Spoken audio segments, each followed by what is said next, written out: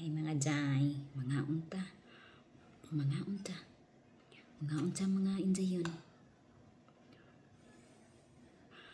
Init. Atong sudan kay mao gihapon. Katong nagluto ko og utrong. Nadaghan ako ang kuan. Repolyo, bahala na na.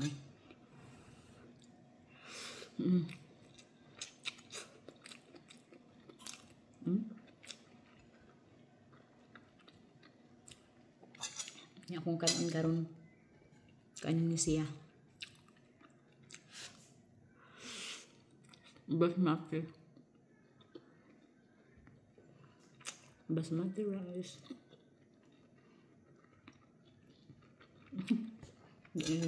Jasmine. Init. Nakanta ninyo. Corned beef na nila kung butang agripolyo. Lamig kayong kuan sa guwa. Panahon. Ano ka? Ano nga? Komportable man nga itong ang tuhod. Ang tiil. Magkauntak. Nasahin na siya ba?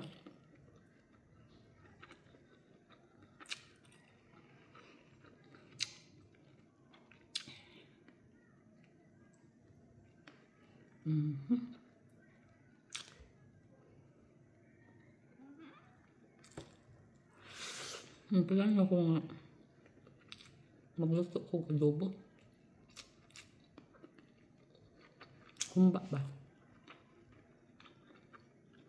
Kumagata ng ingredients.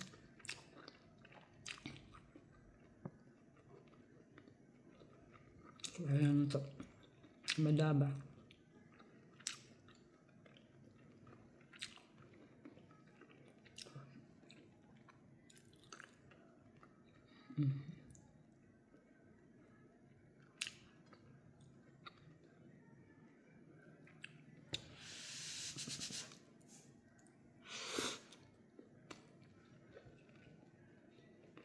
Pasensya na sa magkinamot ha. Katong naanad na nagkakamay. Malinis po ito yung kamay ko.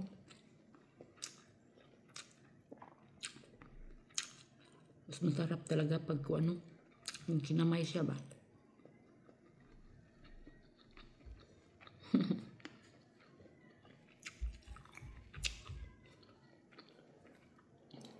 Yung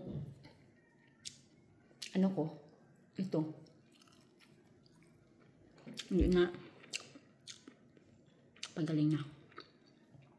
Sa suction na siya sa massage, may ginko niya ba, murag sak bitaw siya. Sa mga tighten muscles.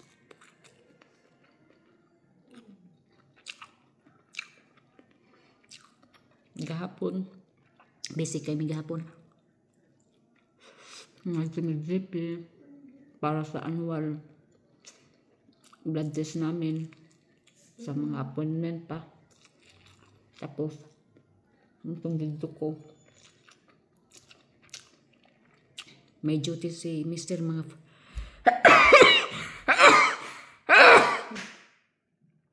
bless me, sorry.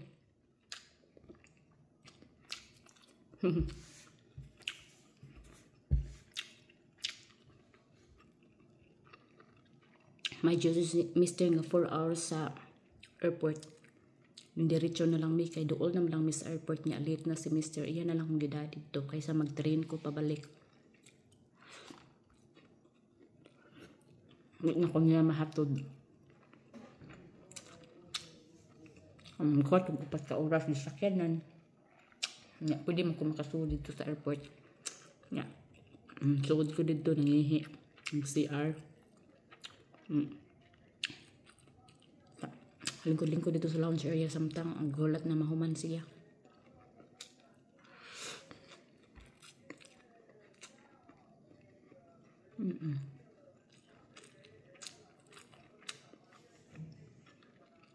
Nakauli mi alas 8. Malas 9 na gito kay Pasado.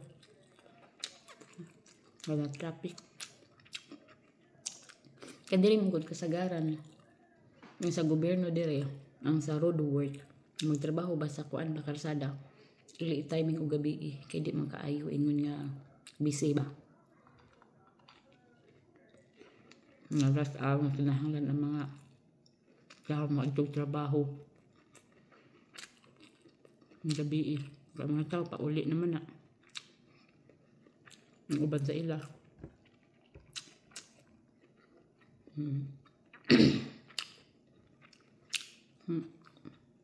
Pagikan sa dapit sa syudad padung diri sa amo sa may hospital pati ka busy kuan overspeeding kay may mga pulis magbantay.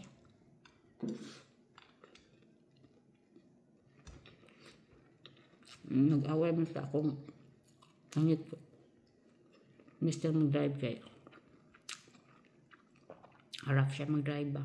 Sa kapoy siguro, kapoy kay siya gahapon. Nakuman siya gahapon sa buntag, natug siya pipila lang. Biyahe na mo gahapon kay sa mga appointments ba. Alam biyang kapoy siya, kaalingit siya. Wa man siya taga iuguan kay dapat mag-merge ka kay kanang road work ba. Unya ang duha ka linya nahimo na lag usa. Ang tulo ka linya di ay nahimo na lag duha. So gusto siya ma-merge o siya gipa-merge sa kuan. Ingko nga pasag din na lang. Let him go ang ginana. Suko siya. Yang gianaan.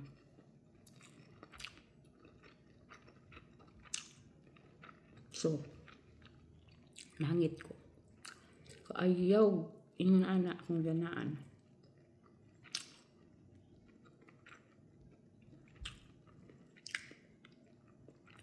Nga makaulit magyapon ta. Unsa may naana kung wa ka gipasulod. Unsa may naani ana nga imo ra siya paunhon. Hindi sa mong hatag nimo. Ang susunod ay niya ang ginaan. Hindi man talang driver pareha niya. Kaya kahagod mo. Nihilom siya. Napungot siya sa laki kaya wa siya gipa. Kaya wa naman gikakuanan. Dapat mo. Wa siya so na-stuck me. Masuko siya. Iyang ifugi. Design ng F. Hangitan ako niya. Pasensya ni mo ha. Ngubo na kayo. Ayaw drive. Kung isa po isa. Ba ikaw mag-drive.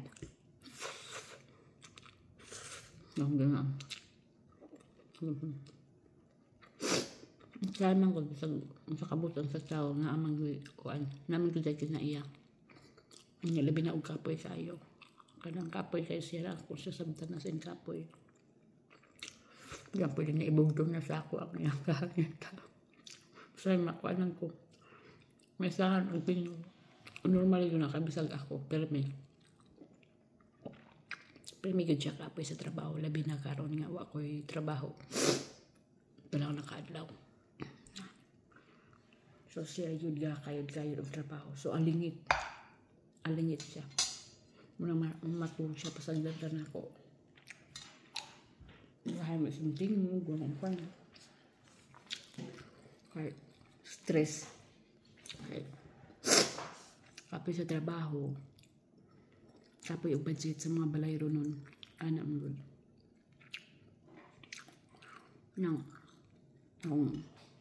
Nasuko po ko. Kaya ako siya yung kasabar. Nagkilom siya.